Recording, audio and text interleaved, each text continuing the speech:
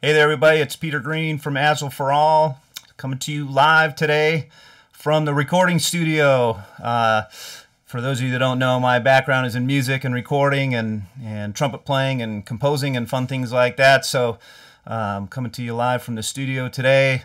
I won't be playing you any music today. Sorry, copyright issues. But today we're going to talk a little bit about what is Agile. It's kind of a core thing, right? As the name of our company implies, Agile for All. We're pretty excited about what Agile can do in the world of work. A lot of people think of Agile as a software development method, and while that's where it kind of started, it's really grown beyond that since then. If we look at what Agile is really about, the original use of Agile came from this meeting that happened in 2001. There were 17 process inventors that got together. I always think of it as, they were using similar approaches, and they thought maybe if we combined streams, Ghostbusters style, we'd be more powerful than we were on our own. So that's kind of where it all started, and what they agreed on when they met together in 2001 was a set of values and principles. There were 4 values they had in common, 12 principles that they all shared in the way that they approached their work. And those values and principles are a different way to think about a process, right? Normally we think of process as like a set of practices, or do this, then that, or kind of almost prescriptive. But Agile is a little bit different than that. It's really a way of thinking about how we do work. And so while it certainly started in the software industry, it has been applied pretty broadly outside of that. So one of the questions we get a lot is, is how does Agile apply outside of software development? And if we look at why Agile emerged in the world, the way I think about it is that software and technology in general drove a lot of the increasing complexity in the world. So, software developers were really one of the first groups of people to feel the effects of what it's like to do really complex work where, the product is always changing, the customer demands are always changing, the technology is always changing. So it was really hard to predict anything for any period of time. If we were to say, hey, let's build this feature using this technology, as soon as you got into it, almost things were starting to change. So they were responding to that level of complexity in the world, and realizing that more traditional kind of plan it out and execute on the plan approaches to doing work just did not work. It didn't fit the context of what they were doing. And so while Agile emerged in the world of software development, what we're discovering is that the values and principles that they defined in that original Agile manifesto really apply broadly to all types of work that is complex. And as technology kind of embeds itself more and more deeply in how almost all work gets done, Agile applies pretty broadly outside of the world of software development as a way to address complex work. So another question that we get pretty frequently around this is, is Scrum and Agile, are they really just the same thing? Scrum was a software development approach that was invented way back in the 90s and has roots going way back further than that into the Lean movement and some research done by some professors studying companies like Honda and NEC and 3M and companies like that. So it goes back quite a bit.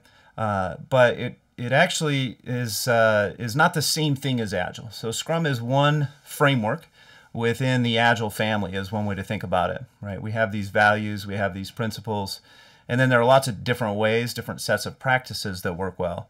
So I would think of Scrum as one possible instance of Agile. But in 2001, even, for example, Scrum probably wasn't the most well-known of the Agile approaches. Extreme programming was probably well-known, and extreme programming and Scrum go together really nicely when we're doing software development. Extreme programming has a set of technical practices for how to write software that fit nicely with Scrum. The authors of those two approaches were kind of always in contact with each other and keeping each other up to date on what they were learning. But extreme programming was another pretty common one at the time, and there were several others, right? There were 17 people there, and those represented maybe 4 or 5 of the people that were attending that day. So there were a lot of different methods at the time, and so thinking of Scrum as one framework within kind of the Agile umbrella is one way to think about the difference.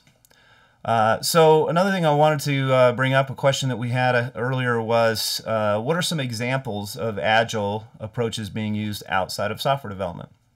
So we actually have a couple of clients that are not software development firms at all. We have a client that does dental prosthetics, for example. No software development involved in that company at all. They're building bridges and crowns, and they're using Scrum to help them manage their work and other Agile approaches like that. We have a company that does exams, certification exams in the accounting world, CPA exams, and they organize their work using an Agile approach. We have a client, Geonetric, that uses an Agile approach in all parts of their business, and they do quite a bit of software development. That's where it started with them, but then they've taken that idea of using an Agile approach and how it worked in software development, and they're applying that to marketing and sales and HR and people functions, and really the whole organization is run using these Agile values and principles. So it can definitely be used pretty broadly outside of that.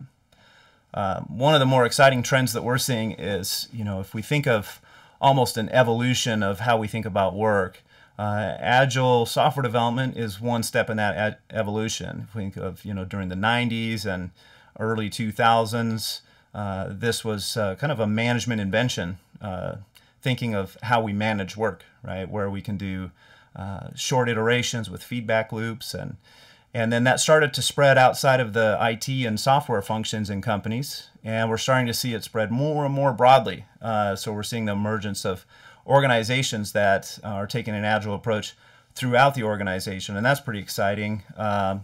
We're seeing some pretty cool, I guess, benefits from those companies that are doing things that way.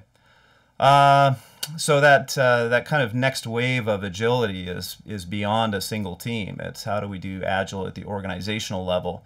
How do we put together structures and incentives and all of the traditional business management things? We can start to look at those through an Agile lens, and we tend to get two benefits from that. Since Agile is really built to do complex work, we see all of the benefits of doing things in small bursts, getting feedback, doing the next burst, and that applies across the organization. The other benefit we see is that Agile is really built to help people enjoy their work, be productive in their work, and get more out of work. And so we're seeing the people benefits to that as well, and really a big focus for us at Agile for All is on that. We have an annual event for our alumni called the Humanizing Work Advanced Training Event, which is kind of, think of it as like a blend between a conference and advanced training, right? It's kind of the format of it is similar to a conference where there are multiple sessions, but each of those sessions are really going deeper on advanced topics. And a large portion of that tends to be focused on how do we humanize work? How do we take care of people? How do we get the most out of what we're capable of as human beings? So that whole concept of humanizing work to me is really exciting, and I'm really grateful to be working at a company that is focused on that. So we see both of those benefits, really better business benefits because we're learning and experimenting rapidly to deliver value, and also the human side of that where people don't feel like work is onerous, and we're not having any office space kind of things where people are kind of filling out TPS reports and not seeing any benefit from that, and angry at the printer and angry at the boss and that kind of thing. So when I think of Agile, those are the types of benefits I get excited about. Another thing we wanted to talk about today is that we've just finished up another video. We've been doing a lot of videos, kind of animated style videos that introduce some of these core concepts, and we're excited to announce a new video called What is Agile, which walks us through the history of the Agile Manifesto, walks through each of the values and has some discussion about those values, walks through the 12 principles that were written down at that time, talks about some themes that emerge as we look at those 12 principles, and then also looks at all of the practices, because there are a whole bunch of practice sets like we talked about, right? There's the Scrum set, there's the Extreme Programming set. After the manifesto meeting was held, new things have emerged like the Kanban approach. So we talk a little bit about how those different frameworks within the Agile family fit together, and whether we should even start with one of those, or whether an organization could just discover their own, which is possible. So we talk quite a bit about in that video. So that's going to be live on our YouTube channel and available on our website on the videos page. So we're pretty excited about that video. You know, again, some of these misconceptions that Scrum is the same thing as Agile, or Agile is a process, which it's not. It's a set of values and principles. So we kind of wanted to set the record straight and make it really clear when we talk about Agile, it comes from this place and here's what it means in this context. And then we were excited to see that grow beyond software development into the organization and approaches to leadership. So go ahead and check out that video. It'll probably be linked here on this the comments thread pretty soon if it's not already, and see what you think. Give us your feedback. Happy to respond to comments in the YouTube or on these live streams, and get your input on that new video. What is Agile? Great. Let's see if we've got any questions here. So we've got the LinkedIn there. Not seeing any questions yet, and so if that's the case, we will go ahead and wrap this up. So we kind of wanted to cover those few key concepts, let you know about the video, let you know about some of the other things we're up to, just some updates on that. Richard Lawrence and I have been running the very first cohort of our advanced CSPO class. That's been really exciting. When we conceptualized how we wanted to do this advanced training, one of the things that we wanted to think about was how we take a more agile approach to learning. And so that course, instead of doing a 2-day class like a lot of our trainings are, we wanted to run an experiment. And in this class, what we're doing is we have some pre-work that people are doing online to kind of get everybody on the same baseline. And then we have 90-minute calls once a week on a Zoom session. And in those 90-minute calls, we'll introduce a new concept and work through the concept a little bit. And then people that are participating in this first cohort, then they go off and they apply those concepts with their real work.